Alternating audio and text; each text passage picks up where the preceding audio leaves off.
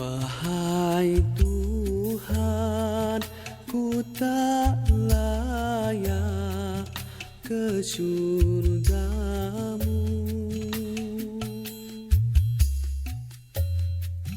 namun tak pula aku sanggup ke nerakamu.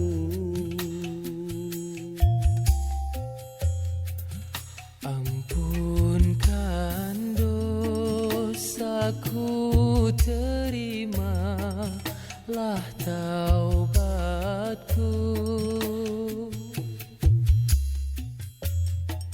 Sesungguhnya Engkaulah pengampun dosa-dosa besar. Ilahilah tulil firdaus.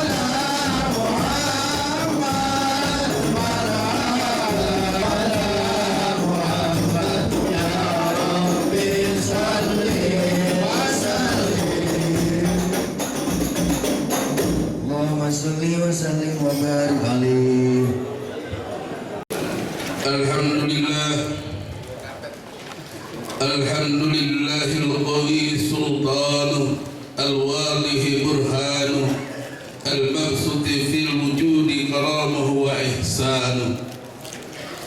Ashhadu an la ilaha illallah wa ashhadu anna Muhammadan abduhu wa rasuluh. Assalamualaikum warahmatullahi wabarakatuh. Alhamdulillahirabbil alamin. Shalatu wassalamu ala sayyidina Muhammadin wa ala alihi wa sahbihi ajma'in. Amma ba'du. Alhamdulillah, puji syukur kepada Allah Subhanahu wa taala. Pagi hari ini kita masih dalam keadaan sehat walafiat. Karena barangkali berapa banyak saudara-saudara kita yang saat ini sedang berbaring sakit di rumah sakit juga ingin bergabung bersama kita. Namun karena diberikan ujian tidak dapat bergabung bersama kita. Mudah-mudahan hadirnya kita akan menambah kesehatan kita. Amin ya Allah ya Rabbal Alamin. Assalamualaikum warahmatullahi wabarakatuh.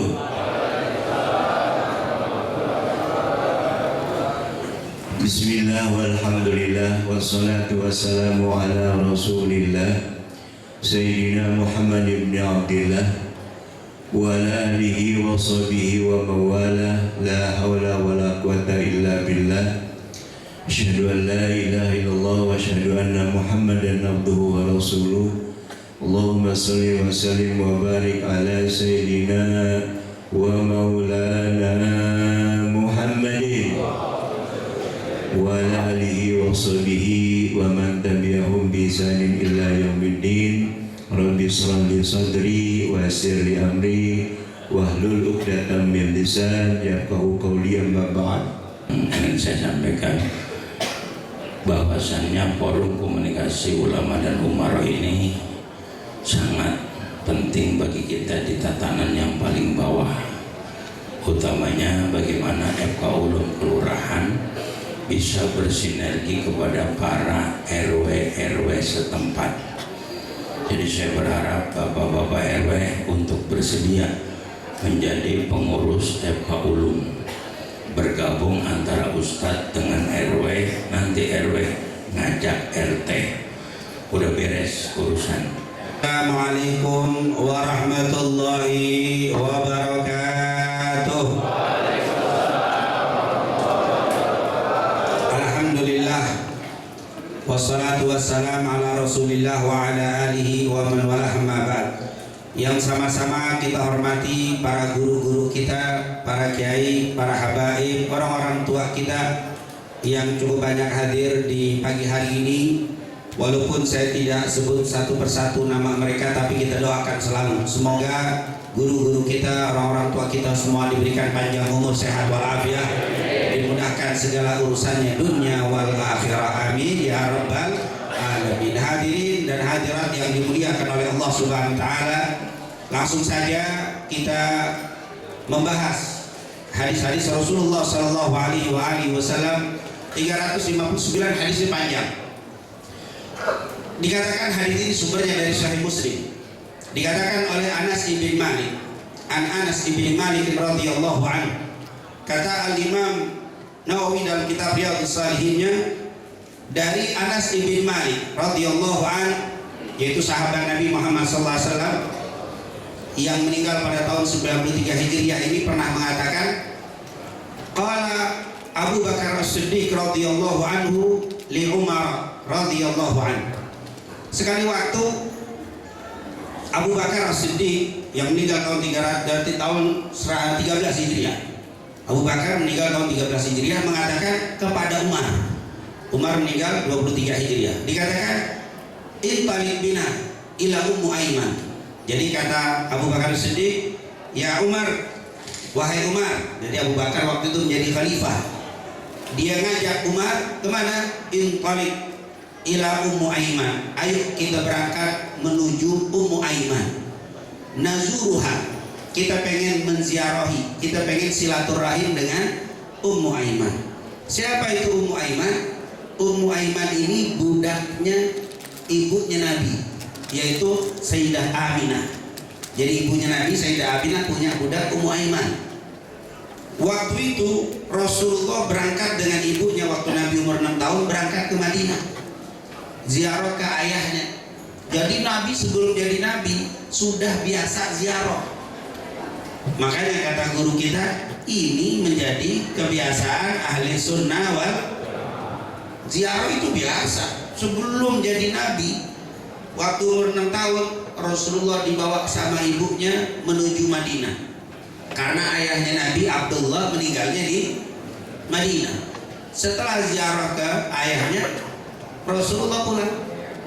Pas baru sampai di luar kota Madinah namanya Abwa, ibunya meninggal. Waktu ibunya meninggal, siapa yang ngubur jasadnya? Ummu Aiman. Karena Rasul sama Ummu Aiman sama Nabi umur 6 tahun. Meninggal ibunya di tengah padang pasir di luar kota Madinah.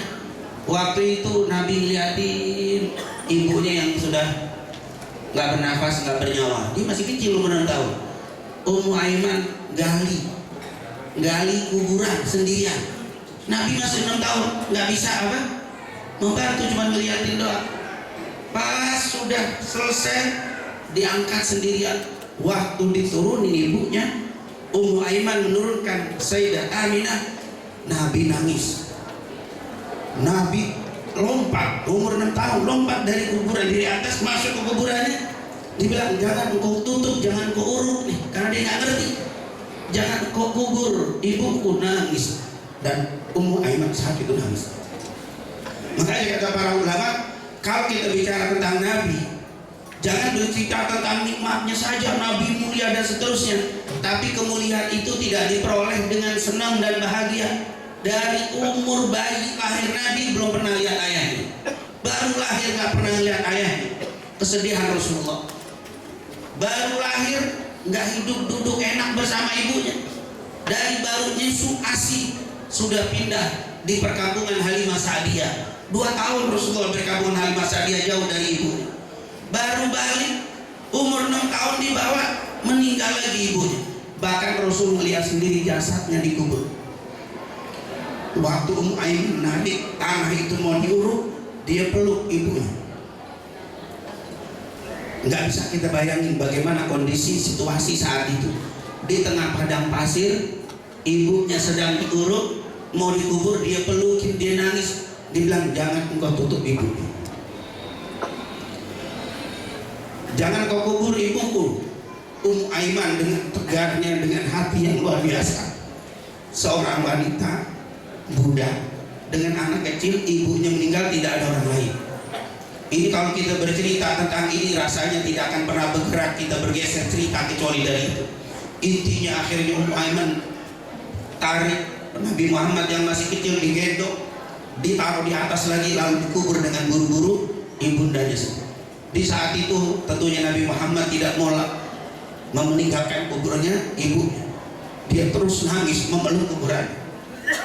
Tapi Ummu Aiman harus sebagai budaknya, Sayyidah Aminah, dengan tegarnya langsung digendong Rasulullah dan dibawa pergi meninggalkan Abwa.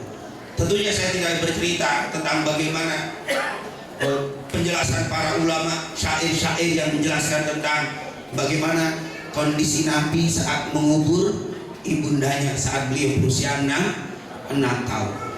Tentunya karena hadis ini panjang, insyaallah lain waktu bercerita tentang bagaimana kesedihan Nabi saat mengubur ibunya di saat umur 6 tahun. Sesusah-susahnya kita nggak pernah itu alami kita. Kalaupun ada yang meninggal kita nggak lihat umur 6 tahun, paling kita disembunyikan sama orang tua kita. Nggak lihat bagaimana masuk ke kuburan. Rasulullah umur 6 tahun sudah melakukan itu. Dan itulah perjuangan dan kesedihan Rasul sebelum menjadi khairul anbiya wal mursalin. Jadi jangan cerita Nabi enak dan seterusnya, tapi perjuangan Nabi luar biasa. Bahkan Nabi punya anak 7, semuanya meninggal, Nabi yang ngubur langsung. Kalau tidak kuat Rasulullah, kita punya anak 2, 1 meninggal, miring kadang-kadang, senyum sendiri, stres. Nabi 7, semuanya meninggal kecuali 1, Fatimah yang meninggal setelah dirinya. Selebihnya semua di depan dia yang ngubur Rasulullah yang ngubur mereka anak-anaknya. Intinya ini kita ingin gambarkan Ummu Aiman begitu besar jasanya kepada Rasulullah. Akhirnya Rasulullah dibawa oleh Ummu Aiman dari Abwa ke kota Mekah berduaan. Sampai di Mekah, Ummu Aiman menyerahkan Rasul kecil ini kepada kakeknya Abdul Muttalib. Sejak umur 6 tahun akhirnya Rasulullah ikut bersama Abdul Muttalib. Sayangnya luar biasa, Nabi pun sangat cinta karena gak ada orang. Ayahnya tidak ada, ibunya tidak ada, kakeknya yang ada. Maka Rasulullah begitu cintanya, baru sedang cinta-cintanya 2 tahun saja bersama Abdul Muttalib. Rasul usia 8 tahun, Abdul Muttalib meninggal. Goyang lagi Nabi Muhammad, kesedihan luar biasa. Ini perjuangan Nabi kita, Nabi Muhammad SAW. Oleh karena itu, idza asabatka musibatun tusja biha fadhkur musabaka bin nabiyyi Muhammad. Kalau kalian pernah merasakan sedih karena kondisi meninggal, ingatlah musibah kalian dengan Nabi Muhammad. Musibah kalian kecil dibanding Rasulullah sallallahu alaihi wasallam. Kadang-kadang ada orang yang merasa sudah ahli ibadah, keluarganya meninggal, akhir protes kepada Allah. Ya Allah, saya kan ahli ibadah, saya kan nggak meninggalkan kewajiban, tidak melakukan maksiat, kok kekasih saya meninggal. Nabi Muhammad khairul anbiya wal mursalin, kekasihnya semua dipanggil dalam usia 8 tahun, semua kekasihnya habis dipanggil oleh Allah Subhanahu. Itulah Nabi kita, Nabi Muhammad sallallahu alaihi wasallam. Jadi kalau kita lihat bertubi-tubi kesedihan Nabi Muhammad. Kalau kita saat ini melakukan maulid untuk Rasul, wajar, karena kemuliaan yang diperoleh oleh Rasul, karena perjuangannya yang tidak biasa. Tidak ada manusia yang lebih hebat ujiannya melebihi Nabi kita, Nabi Muhammad sallallahu alaihi wasallam. Inilah Nabi kita, akhirnya umur 8 tahun kakeknya pun meninggal dunia. Abdul Muttalib melihat Abdul Muttalib punya anak 11. Satu perempuan, namanya Sofia, perempuan Sofia binti Abdul Muttalib. Yang lakinya paman-paman anak-anaknya atau pamannya Rasul ada 11. Maka dipilihlah untuk memelihara Nabi Abu Talib. Kenapa Abu Talib? Karena Abu Talib satu ayah satu ibu dengan bapaknya Nabi Muhammad SAW. Karena yang 11 Abu Lahab juga paman, tapi lain ibu dengan Nabi Muhammad. Lain ibu dengan bapaknya Nabi Muhammad. Artinya paman, tapi paman dari bapak saja, bukan paman dari ibu. Tapi kalau Abu Talib paman dari bapak dan ibu, maka Abdul Muttalib milih Abu Talib. Kamu yang megang, yang melihara Muhammad kecil ini, umur 8 tahun. Kenapa? Karena kamu adalah satu bapak, satu ibu dengan bapaknya Nabi Muhammad. Dan Abdul Muttalib melihat Abu Talib ini orangnya lembut, penyayang, dan orang yang perhatian dan cinta sama Nabi Muhammad sallallahu alaihi wasallam. Saya tidak berbicara tentang biografi sejarah ini, sangat panjang. Kita fokus kepada Ummu Aiman. Kenapa? Karena di hadis ini qala Abu Bakar li Umar, intaliq bina ila Ummu Aiman nazuruha. Ayo Umar, kata Abu Bakar, kita pergi ke Ummu Aiman. Tuh Ummu Aiman tuh. Ternyata sampai Nabi meninggal, Ummu Aiman masih ada. Ummu Aiman ini nama aslinya Barokah. Jadi Barokah ibn Tha'labah al-Habasyiyah. Jadi Barokah itu nama aslinya, ibn Tha'labah al-Habasyiyah, karena beliau orang hitam dari Habasyah. Habasyah ini Afrika. Habasyah al-Habsyi itu dari apa? Jadi Barokah ibn Tha'labah al-Habasyiyah, dia ini orang budak hitam. Jadi Ummu Aiman itu orang hitam, budak, orang Afrika. Dan dia ini menjadi budaknya Rasul, budaknya uminya Rasul SAW. Dan Ummu Aiman ini nikah dengan orang Ansar Al-Khazraji. Dia meninggal di perang Khaybar. Kemudian setelah jadi janda punya anak namanya Aiman. Maka yang disebut Ummu Aiman, ibunya Aiman. Nama aslinya Barokah bin Tha'labah al-Habasyiyah. Lalu Rasulullah SAW setelah nikah dengan Sayyidah Khadijah ngasih hadiah. Khadijah punya budak namanya Zaid ibn Harithah. Ya Rasul, ini hadiah untukmu. Jadi dulu orang itu budak bisa dihadiahin. Zaid ibn Harithah dijadiin budak Nabi karena dihadiahin dari Sayyidah Khadijah. Akhirnya Zaid, siapa yang mau nikah dengan perempuan ahli surga, nikahlah dengan Ummu Aiman. Jadi Rasul bilang Ummu Aiman min ahli jannah bila hisab. Ummu Aiman sudah dijamin masuk surga, nggak pakai hisab lagi. Rasul ngumumin kepada sahabat, siapa yang mau nikah dengan perempuan ahli surga, Z langsung nunjuk, saya ya Rasulullah. Saya nggak lihat hitamnya, saya nggak lihat Afrikanya, saya nggak lihat cantik jeleknya. Yang penting saya nikah dengan wanita ahli surga yang tentunya nanti dalam surat An-Nur ayat 21, setiap orang itu akan dikumpulkan oleh Allah dengan orang-orang yang selamat dan kekasihnya dan keturunannya. Istrinya soleha, suami pas-pasan di surga, suami ketarik dapat syafaat dari istrinya, akan kumpul bersama. Luar biasa. Akhirnya Z nikah dengan Ummu Aiman. Nanti punya anak namanya Usama bin Zaid bin Harithah. Usama ibunya adalah Ummu Aiman. Zaid orangnya putih bersih, asli Yaman. Zaid ini orang Yaman, putih bersih, nikah dengan Ummu Aiman. Usama agak hitam. Orang waktu itu dianggap, waduh kok bapaknya putih, anaknya hitam. Kata Nabi, ibunya hitam. Jadi ternyata maafin abah, apa yang ada di bapak ibu itu nurun. Jadi makanya kalau orang sini pas lagi hamil 4 bulan baca surat Yusuf, katanya biar anak kayak Nabi Yusuf. Mukanya kagak mungkin, muka bapak ibunya begitu. Punya anak Nabi Yusuf, pada bingung, ini anak siapa, ganteng banget. Nah bapaknya pas-pasan. Enggak, bacain surat Yusuf bukan biar ganteng kayak Nabi Yusuf, bukan. Berkah surat tadi biar diberikan kepada si bayi yang akan lahir, bukannya mukanya. Kalau mukanya mah malah jadi fitnah. No, bapaknya pas-pasan, ibu pas-pasan, pas lahir mukanya ganteng kayak Nabi Yusuf, pasti jadi rame. Nah, anak siapa nih? Nggak percaya kalau anak jadi itu cari barokah. Jadi kalau bicara ganteng jangan baca surat Yusuf, bagusnya surat Muhammad. Nabi Muhammad lebih ganteng daripada Nabi. Jadi bukan cerita muka bentuknya berubah dengan apa?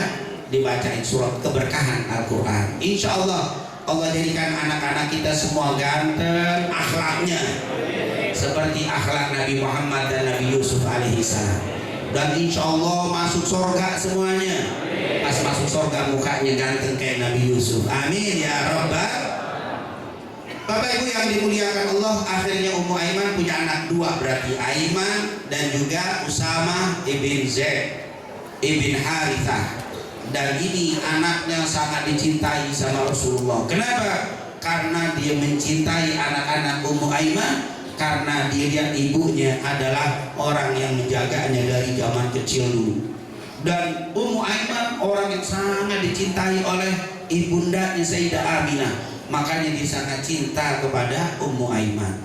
Dan Ummu Aiman meninggalnya kapan? Sepakat meninggal di kota Madinah. Hanya berbeda kapan meninggalnya. Kebanyakan riwayat 6 bulan atau 5 bulan setelah wafatnya Rasulullah SAW. Jadi Rasulullah meninggal 6 atau 5 bulan kemudian Ummu Aiman pun meninggal dunia. Dan yang menarik kata Abu Bakar, ya Umar, intalik bina ila Ummu Aiman nazuruha. Wahai Umar, ayo kita berangkat kemana? Ke Ummu Aiman nazuruha, kita berziarah, kita silaturahim kepada Ummu Aiman. Kama kana yaf'aluhu Rasulullah SAW yazuruha, sebagaimana yang dilakukan Nabi yang selalu menziarahi Ummu Aiman. Ternyata setelah Nabi menjadi orang kaya nikah dengan Sayyidah Khadijah, yang menjamin hidupnya Ummu Aiman Rasulullah. Dan setelah Rasul jadi Nabi, walaupun sudah jadi Nabi khairul anbiya wal mursalin, dia tidak pernah lepas, selalu datang ziarah ke Ummu Aiman. Hampir setiap hari didatangi. Inilah bagaimana Rasul itu syadidul wafa. Nabi itu orang yang paling pandai memberikan balas budi. Orang yang pernah berbuat baik dia tidak pernah lupakan. Walaupun dia sudah menjadi khairul anbiya wal mursalin, ini dulu budak, tapi dia adalah orang yang dicintai ibuku. Yang setiap hari Rasulullah datang ke rumah Ummu Aiman, ngeliatin Ummu Aiman, bagaimana keadaan Ummu Aiman. Kita nggak bisa bayangkan kalau ibunya Nabi ada, bagaimana baktinya. Padahal ini budaknya ibunya. Seperti seorang anak saat ini, tidak ada seorang anak yang mendatangi ibunya seperti Rasulullah mendatangi Ummu Aiman. Adalah itu budak ibunya. Kita kadang-kadang orang tua ada, tapi kadang-kadang kita tidak perhatian dengan orang tua. Bagaimana Nabi mencontohkan baktinya kepada orang tua? Jangankan orang tuanya, budak orang tuanya dia diperlakukan seperti orang tuanya sendiri.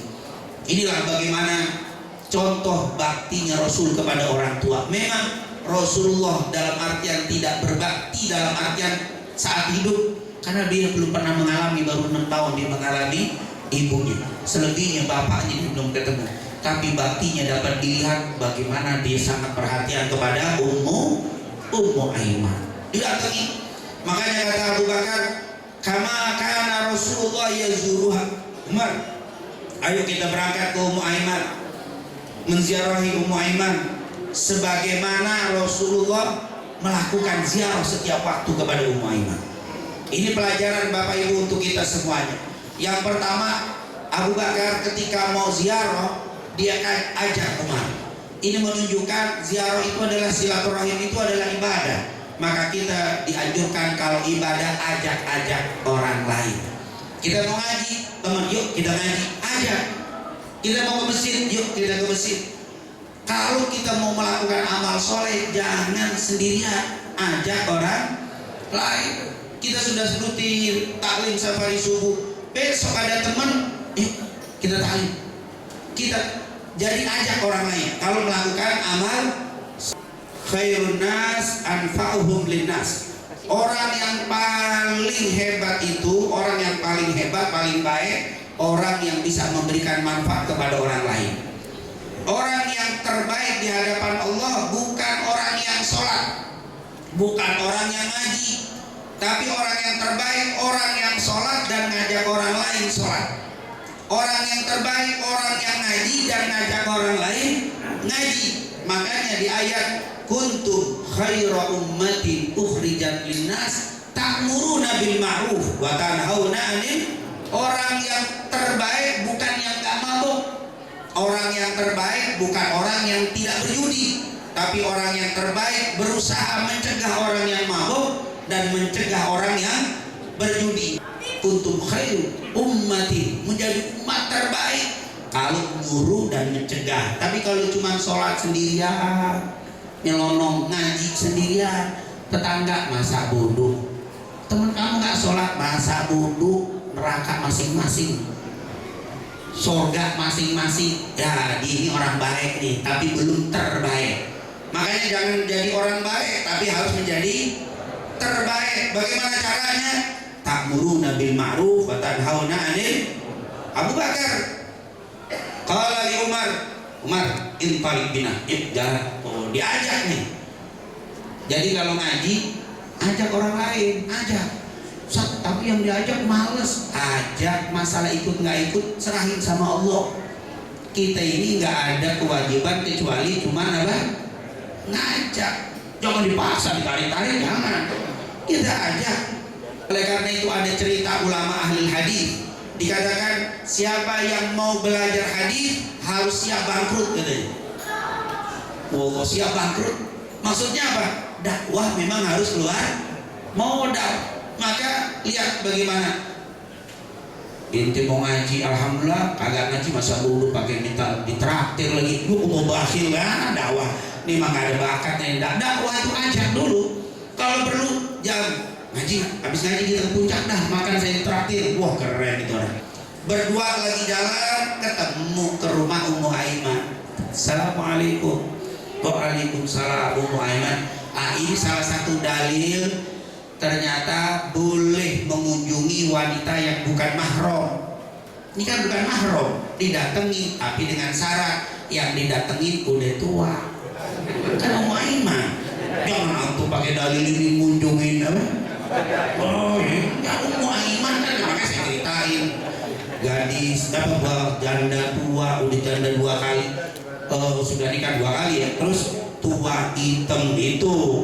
Antum pakai dalil ini jauh silaturahim, tapi yang apa? Masya Allah, ini beda ini. Makanya saya kasih tahu Ummu Aiman itu siapa. Jadi kita jadi dalil. Terus yang kedua, udah tua. Makanya dari sebagian ahli sunnah Bahkan dari Sada Ba'alawi, baru ulama di Habib Syed dan yang lainnya, boleh tuh salaman sama nenek-nenek yang nggak mungkin ada apa syahwat, cuma tetap batal wudu. Dalam madzhab Syafi'i tetap aula mastumun nisa batal walaupun nggak ada syahwat, walaupun nenek-nenek tetap batal, cuman dosa enggak, beda ya. Makanya kita lihat tuh, saya lihat banyak kiai ketemu ulama bapak nenek-nenek kita cium tangan, nggak apa, dosa enggak. Kenapa? Karena sudah, kecuali ada anak muda masih juga sama nenek masih juga ada rasa, nggak boleh. Bukan yang haram perempuannya, si muda nih ngaco nenek masih ada. Ayo itu lain itu. Nah, ada gangguan itu. Nah ini harus dua sisi aman, maka wudhu tetap batal, tapi dosa enggak. Makanya kita lihat dulu kita ketemu ada dulu Habib Abdul Qadir bin Muhammad Al-Haddad Al-Hawi, ada ibunya di Danong. Kita kalau ketemu salaman, cium tangan, udah sudah tua, masya Allah itu. Dan dia alimah salihah. Tapi dikasih, tapi kenapa? Yang dia udah tua. Begitu juga didatang ke Ummu Aiman.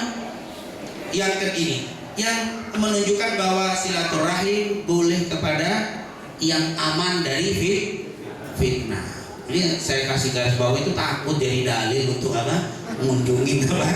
Mau pakai dalil itu. Nah, terus Abu Bakar juga lebih amannya didampingin Umar, jangan sendirian. Walaupun tua nanti kadang ada fitnah aja, maka dicarilah pendampingnya biar jadi apa? Aman, jadi fitnah nggak tersebar. Kalau sendirian kadang-kadang kata orang sekarang digoreng. Ya Allah. Makanya kita kadang-kadang ngilu. Karena penggorengan sekarang masya Allah bisa dipotong, bisa diedit, udah itu hati-hati. Nah, berangkat singkat cerita, ini kepanjangan karena ini maulid ya, nggak usah panjang-panjang. Tapi ini hadisnya panjang nih Pak. Tapi makanya saya minta tadi nggak usah pakai kursi. Kalau pakai kursi istilahnya jam 8 urusannya. Tapi kalau begini kaki udah mulai nih. Ini berarti udah lagi selesai. Maka sampai fantahaina ilaiha, berdua itu sampai ketemu dengan Ummu Aiman. Di riwayat yang lain fantahaya ilaiha, keduanya bertemu dengan Ummu Aiman. Fabakat, ketika dibukain pintu Ummu Aiman nangis. Fabakat, nangis dia, kaget. Mungkin dia teringat dengan Rasulullah. Dulu kalau Rasulullah datang, sekarang Rasulullah udah gak datang. Yang datang siapa? Abu Bakar dan Umar. Dia teringat sama Nabi Muhammad SAW. Ini tentunya Abu Bakar Umar menunjukkan kecintaan kepada Rasul. Lau kana hubbuka shadiqan la ata'tahu innal muhibba liman yuhibbu muti'u. Imam Syafi'i yang meninggal 204 itu pernah mengatakan apa? Seandainya cintamu itu betul, niscaya kamu akan mengikuti siapa yang kamu cintai. Karena orang yang cinta akan selalu berusaha mengikuti siapa yang dia cintai. Abu Bakar Umar cinta sama Rasul, dia ikutin kebiasaan Nabi Muhammad SAW. Dia datang ngikutin Rasulullah kama yaf'aluhu Rasulullah SAW. Itu bukti cinta. Maka dia datang melihat Ummu Aiman, nangis Ummu Aiman. Yang nangis Ummu Aiman. Fabakat, maka nangislah Ummu Aiman. Faqala laha, keduanya Abu Bakar Umar berkata kepada Ummu Aiman, maka disebut faqala laha. Berkata Abu Bakar dan Umar, ma yubkiki. Keduanya ngomong, ma yubkiki, apa yang membuatmu nangis wahai Ummu Aiman? Ma yubkiki, ma indallahi khairun li rasulihi sallallahu alaihi wasallam. Bukankah engkau tahu apa yang telah Allah siapkan untuk Nabi Muhammad lebih baik daripada dia hidup bersama kita? Kan sering kita baca wal akhiratu khairul laka minal, yang terakhir, yang berakhir itu bagus, yang di sisi Allah lebih bagus daripada di sini. Itu Wadduha untuk Nabi Muhammad. Surat Wadduha itu tentang Rasulullah. Wadduha wal laili idza saja ma wadda'aka. Itu dhamir kafnya itu untuk Rasulullah SAW. Sampai terakhir itu wal akhiratu khairun laka minal ula. yang terakhir, yang berhadapan, yang kehidupan akhirat yang ada di sisi Allah lebih baik untukmu wahai Nabi Muhammad daripada apa yang ada di dunia. Abu Bakar ngibur kepada Ummu Aiman, Ummu Aiman gak usah sedih, Nabi bukan dalam keadaan sulit, Nabi bukan dalam keadaan susah, justru Nabi saat ini sudah berada dalam keadaan yang sangat nikmat. Ma indallahi khairun li rasulihi sallallahu alaihi wasallam. Kenapa mesti sedih? Kalau kita cinta, mestinya gembira ketika orang yang kita cintai dalam keadaan enak, dalam keadaan nyaman, supaya orang itu tidak sedih. Abu Bakar berusaha ngibur. Ma indallahi khairun li rasulih. Maiman, gak usah nangis. Apa yang ada pada Allah lebih baik daripada ada kita. Rasul lebih nyaman hidupnya dekat Allah Subhanahu. Nah, ini anjuran untuk menghibur orang yang sedih. Makanya kalau ada yang meninggal kita disuruh apa? Takziah. Tapi takziahnya orang meninggal jangan duduk-duduk doang.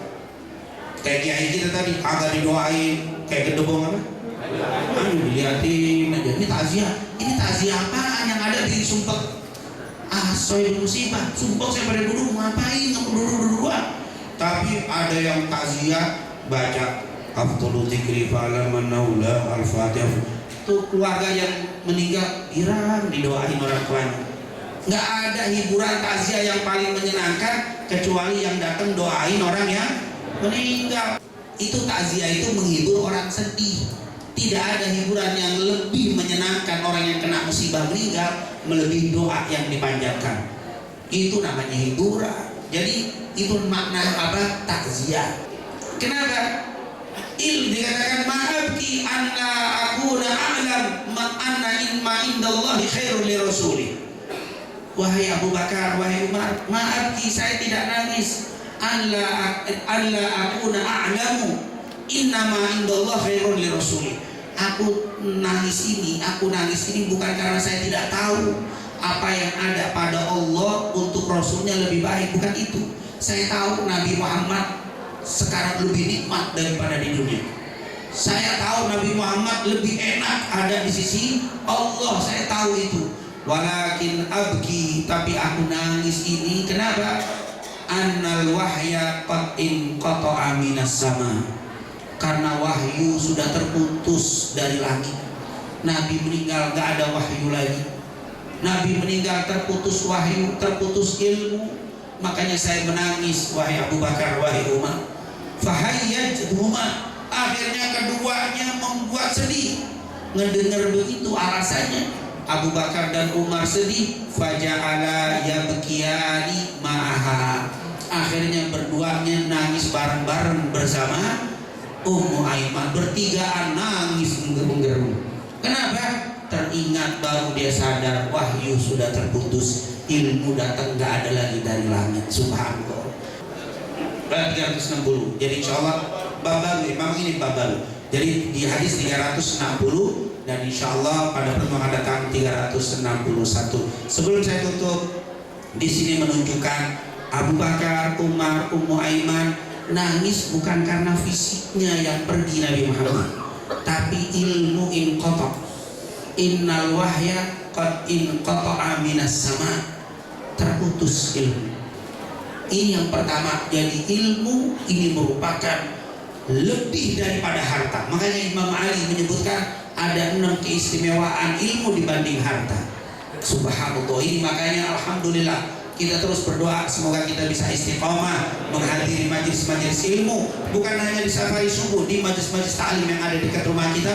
Hadiri terus. Kalau kita kelewatan majelis ilmu layak untuk nangis. Abu Bakar, Umar, Ummu Aiman menangis karena inqata'a, innal wahya qad inqata'a minas sama. Wahyu sudah terputus, artinya ilmu sudah nggak dapat lagi. Ulama, ustaz, kiai ziarah ke orang yang bukan alim, walaupun seorang muda tapi umurnya tua. Itu ajaran kita Rasulullah. Jadi jangan tak ngapain silaturahmi ini menang tua doang, bodoh, nggak ada urusan. Ziarahi mereka, silaturahmi. Lebaran yang muda nih datang kepada yang nggak boleh antum merasa minder dan merasa hina kalau silaturahim kepada orang-orang tua yang miskin, yang bodoh, yang penting umat Nabi Muhammad SAW. Alhamdulillah, apalagi sudah tua, amal solehnya banyak, luar biasa. Apalagi tua alim, nambah lagi. Oleh karena itu ini adalah pelajaran yang bisa kita petik. Dan yang terakhir kata para ulama, di situ adalah ilmu, tapi pada hakikatnya semua ibadah. Jadi ketika orang kena musibah dan meninggalkan ibadah, maka itu layak ditangisi. Ketika kita hilang, yang biasanya saya sholat berjamaah sekarang nggak sholat berjamaah lagi, layak untuk ditangisi.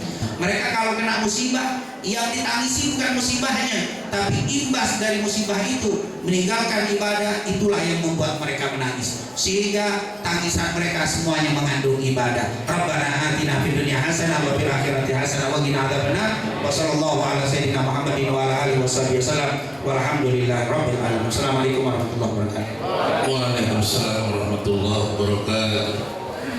ولا مريضا إلا شفيته ولا مريضا إلا شفيته ولا مريضا إلا شفيته ولا حاجة من حوائج الدنيا والآخرة إلا قضيتها برحمتك يا أرحم الراحمين. Kurang berkenan hadana Allah wa iyyakum ajma'in. Wallahul muwaffiq ila aqwamit thoriq wa lafa minkum. Assalamualaikum warahmatullahi wabarakatuh. Khusus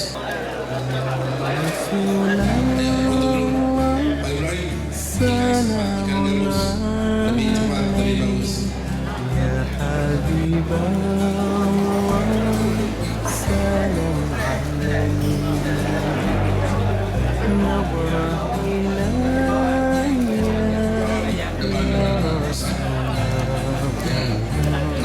Nampak. fan'alayya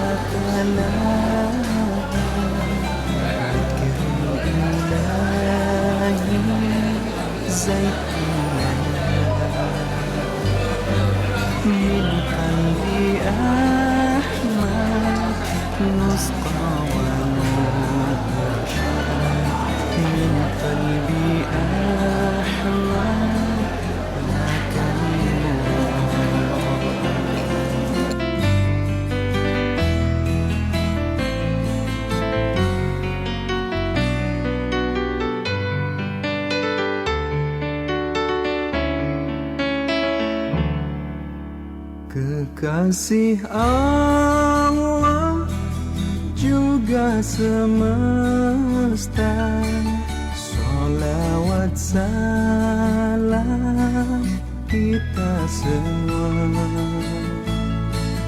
Jalan hidupnya pancarkan cinta, kasih dan damai ajarannya.